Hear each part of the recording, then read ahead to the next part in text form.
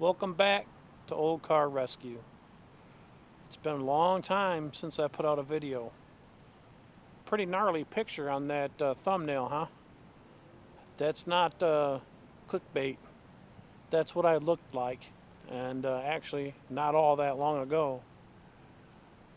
Um, a series of unfortunate events led up to me frying myself like a chicken. There was a lot of rumors going around about what really happened. And yeah, I may have actually been the one that started a few of them, just for the fun of it. I got a habit of doing that. In fact, getting a little off track, starting rumors myself is actually how I got my stunt nickname of Suicide Strahorn. Uh, I was racing what's called the Thunder Mountain Figure 8 train race, where we would take 3 cars in a row and chain them together, and we raced them in the figure 8. Driver in the front car, driver in the back car, nobody in the middle. Made for some very, very exciting racing, and it was a lot of fun. Well, on about my second time out, I T-boned hard in the X, and everybody thought that it looked like I did on purpose. Well, when you're towing 2 cars and you've got it to the mat, you can't just stop. Well, the next week I got a new lead car, and guess what? I T-boned in the X again. So all of a sudden I hear that there's rumors going around that I'm trying to commit suicide. So I really thought that was funny. So the following week, when I brought out my third lead car for the train, I wrote Suicide Strahorn in giant letters all the way down the entire train. I thought it was just pretty damn funny. But getting back to the rumor mill, like I said, the rumors that went around, like I actually did spread some of them because I'm just a smart ass like that. Um, one of the rumors was I had a nitrous explosion, which would, make sense. And another one was that it was just a carburetor fire, that the carburetor backfired and popped, and that burnt me. And there was a couple of other ones. Somebody, in fact, one that I didn't make up, I heard this one. Somebody actually said that I was cooking meth, and I blew myself up. Well, no. No meth for this guy, and anybody that knows me knows that. But I did find it amusing. And now one of the funniest rumors though is one of them that I started, and I can't believe I actually got these guys to believe this. Of course, they were maybe half in the bag in the pits the night of the final night of thrills, and that is when I actually convinced a guy that elephants fart methane, and methane is flammable. And I just happened to be right behind an elephant, and I lit a lighter, and it blew up into my face. And he actually got on his phone and Googled that are elephant farts flammable, and yes, they are. And so he actually believed me, which that really made me laugh. I thought that was pretty damn funny. But the actual truth of exactly what happened, and I'll tell you, and I'll show you exactly how it happened, is right over here.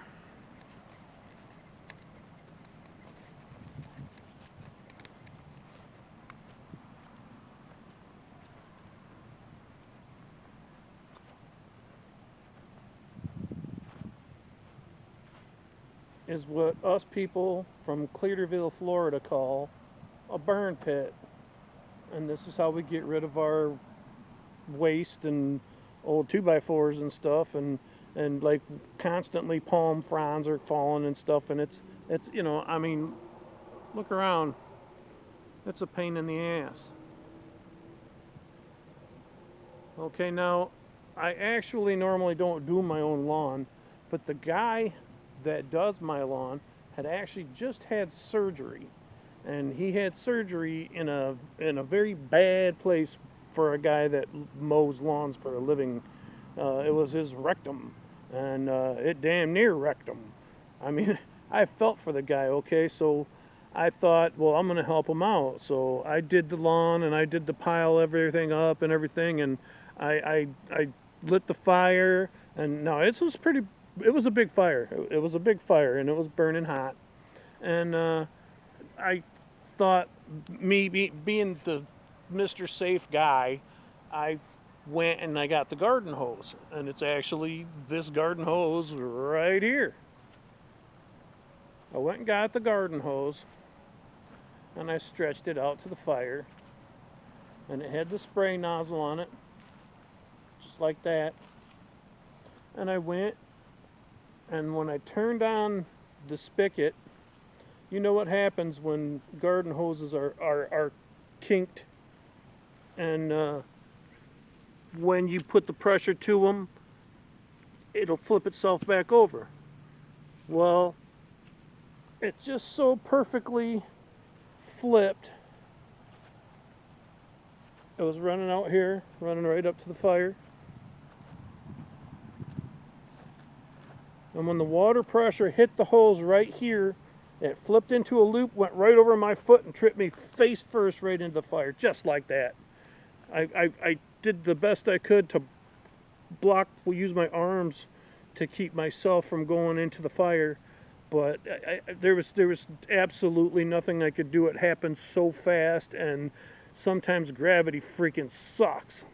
But anyway, I remembered the old adage from school: stop, drop, and roll, stop, drop, and roll. So right here, I friggin' stopped, dropped, and rolled. I knew the fire was out, but I didn't know how bad it was. But I was the only one here, so I wasn't exactly sure what to do. So I tried to be calm and think. So first, since I already had the garden hose, I put the fire out.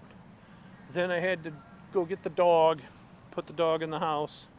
Then I wasn't really sure how badly I was burnt, so I went into the house and I stripped off all my clothes and I jumped in the shower, and I took a shower. And when I seen the skin coming off of this arm, and basically chunks of it running down the drain, I thought, yeah, I probably messed up pretty good this time. I'm gonna have to go to the hospital. Now, keep in mind that if you know me, you know that one of the things that I'm known for doing is like driving cars through flaming cars, and doing the Venus flytrap, and doing the flaming steel wall of death, and like driving through the motorhome and all that stuff. And out of all that stuff, about the worst thing that's ever happened to me is I think I might have broken a nail. And then I am burning leaves in my yard and horribly disfigure myself.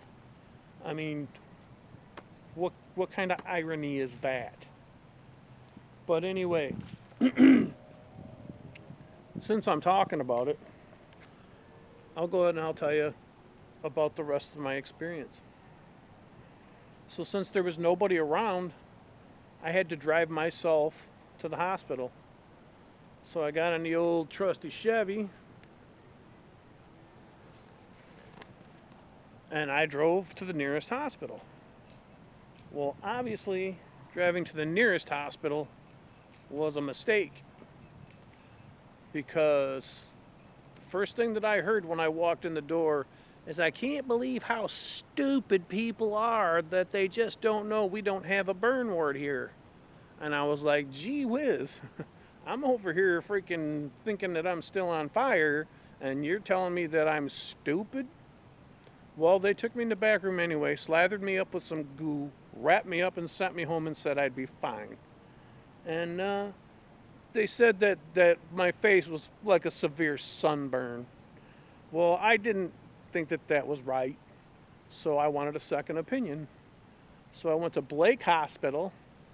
They instantly admitted me, and there was a doctor there, a plastic surgeon. He was there for another operation that he had just finished up on, and he seen me walk in the door, and he took his gloves off and just put on another set. His name is Dr. Van Fleet. He's like a freaking angel of mercy. This is my face. I mean, that was my face not long ago, and this is my face now. I am just blown away that I am going to get off track again and tell you about when I was in the waiting room waiting at that first hospital. A little girl came walking up, and she tugged at her mom, and she tugged at her mom till she got her attention. And when her mom looked down at her, she pointed at me and said, "Look, Mom, monster." Wow, dude, that struck me hard. I didn't know what to think or what was going to happen from there on. So for me to look in the mirror right now, I couldn't be happier. This guy is just freaking my hero. Dr. Van Fleet, dude, I doubt if you'll ever see this video because I don't think plastic surgeons watch Old Car Rescue. But if you do, man, thank you. Thank you. Thank you. Now, that's pretty much the story, and that's the truth, or my version of it anyway. I do tend to bullshit a little bit, and you just never know if I'm telling the truth or not. But for now, I'm going to tell you that is the truth. And since I've been babbling on and walking in circles around this car, let's take a look at it. We'll make a video out of this. I've showed you guys just a little bit about this car before. It started out to be a 1988 Pontiac Fiero. Now this car is totally custom, and it's not a kit. This was handmade by a 90-year-old dude from Pennsylvania.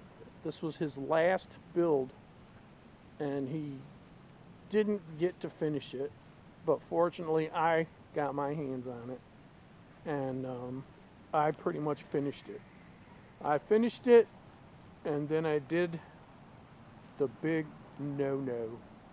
I let it sit. I let it sit for, I'm going to say, 8 years. We put vented cross-drilled rotors. We put four piston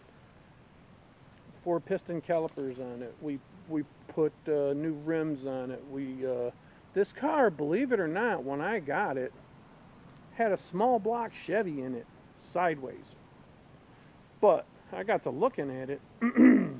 There was no way you're going to fit a water pump on it. Would have had to have a remote. No way you're going to get any accessories on it. And I wanted to build a car that I could drive around. I wanted something that I could have air conditioning. This is freaking Florida. So I went the total opposite direction. I found a wrecked Fiero, and I changed the entire cradle back to a 2.8. So it's back to its original 2.8. Of course, we put 5.7 liter injectors in it, and did a little bit of work to the intake and the cylinder heads. And it's got a 5-speed transmission in it. And believe it or not, these cars do have a tiny trunk. That's why they are actually considered mid-engine. They're not front engine, they're not rear engine. They are mid-engine. So that's all pretty cool. Let me just move this.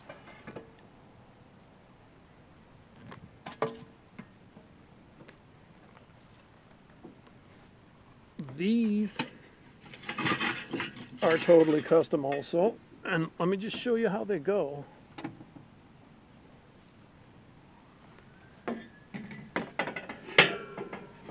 They fit in here.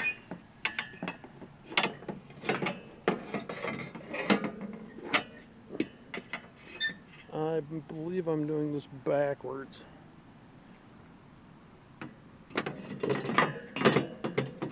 They fit.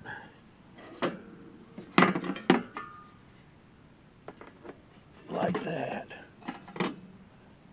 But anyway, what's really cool about the way he did this is, like, all these scoops are functional. You can see right in there. That's, you know, it actually gives it the airflow. And the way that he did this wing and stuff is just so cool. I mean, the way it's molded in there like that, it looks like a freaking, I don't know, what? You tell me. What does it look like? A McLaren? Lotus, maybe? It's not, doesn't look like a Ferrari. I don't know. It's just got a look of its own. Even these little side vents are functional. They're really cool. Then, of course, in the front, everybody knows what's in the front of a Fiero. Usually the spare tire. But it would also make a really kick-ass cooler. You could fill that with ice and beer and yeehaw. Yeehaw. Oh, and got to have your Diet Dew. Don't forget the Diet Dew. Lauren needs his Diet Dew. Yeah, that is just the biggest mistake you can make on a car is just to leave it sit. These poor tires, they were freaking brand new, and look at them, not brand new anymore. And these cracks, they weren't there when it got parked.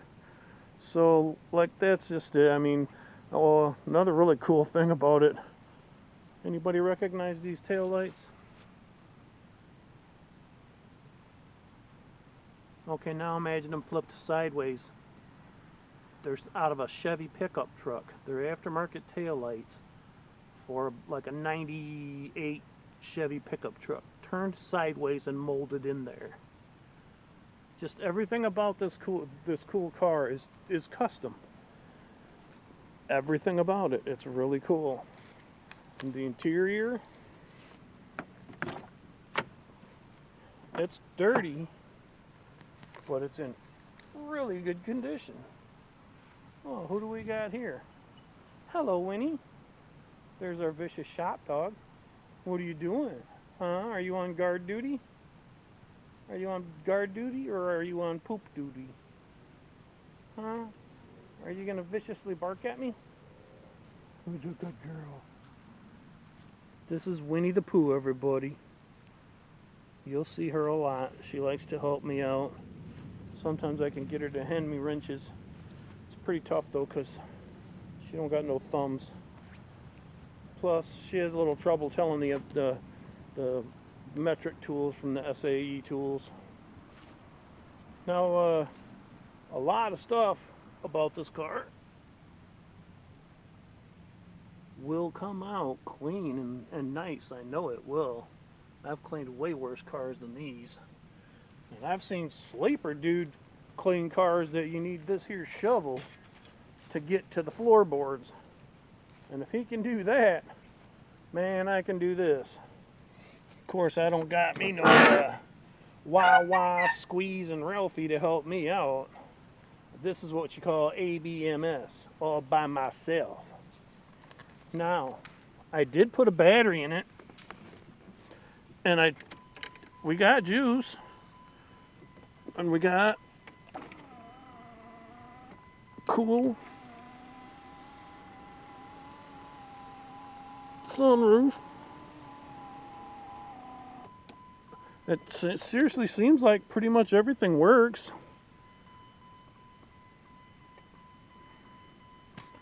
These old dashes are so cool. And look at that freaking stereo. You can bet that baby just thumps. This is actually an air conditioning car too. That was like I said, one of the reasons that I did all the work to switch it back from freaking 350 to a 2.8. I mean, I just don't know about a 350 in one of these things. Don't know if that'd be a real good idea. It has been done though.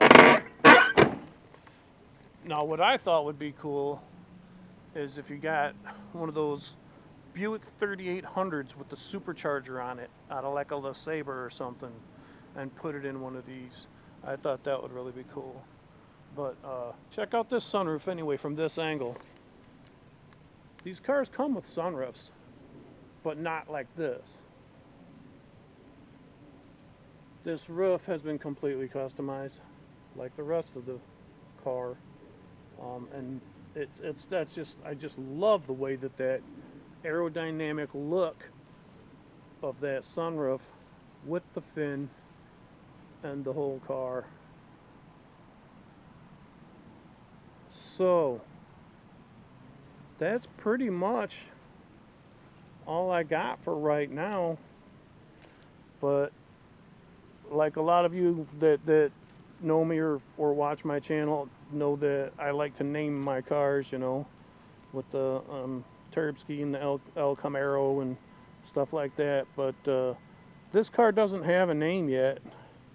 So first cool person with a cool idea that drops me a message, that's what she's going to get named.